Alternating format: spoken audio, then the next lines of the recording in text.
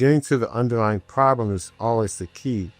And it's not just a matter of, coming up with a cookbook set of meditations that on some, macro guidelines list, but it's really talking to the patient, understanding what's happening with the patient at the biochemical and physiological level, and addressing those problems there.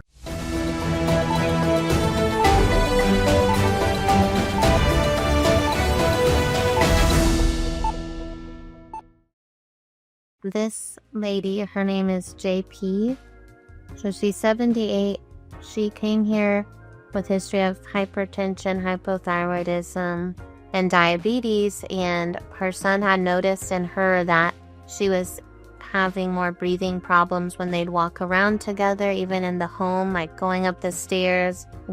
She'd have to take a break sometime. It wasn't like it used to be, and so he had encouraged her to come here. He's a vegan already, plant-based, and she was attributing her lower energy level to maybe her thyroid condition, but we know that that's a very common symptom of artery disease in the heart, and she had not had a heart workup yet. So 78-year-old woman with diabetes, hypertension, high cholesterol, 100% has some form of heart disease. So she really got on the detox and started that. Mostly a lot of salads and veggies, and we immediately stopped one of her diabetes medications to prevent hypoglycemia. And even at 2 weeks, she was going up the stair without feeling out of breath anymore. And she used to have really bad headaches with her high blood pressure, and those went away. Now, the blood pressure still wasn't exactly where we need it to be, but it was getting better. So I ordered a perfusion study called the PET scan of the heart to really assess her perfusion better.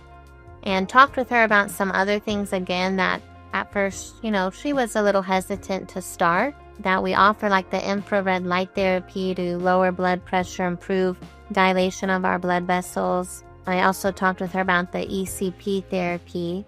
We might, look at her PET scan, but ECP improves collateral blood flow and really improves symptoms in coronary artery disease.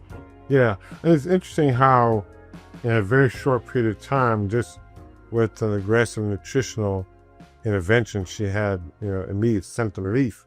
I think these other recommendations are appropriate because it takes her to the next step. Someone in her situation could have very complex underlying health issues and not know it, and the symptoms of just fatigue may seem to be mild on the surface, but they can be due to some advanced illnesses such as advanced heart disease and other things that could be causing a problem. But just by simply making a major nutritional change, you can start to halt the process in its tracks and start to turn things around. And while at the same time, you're getting other diagnostic tests and recommending other more advanced therapies. So a great situation, and I'm very, very encouraged about her initial improvement. I look forward to her having a much better outcome. So there you have it. I hope we gave you a sample of the patient we saw today.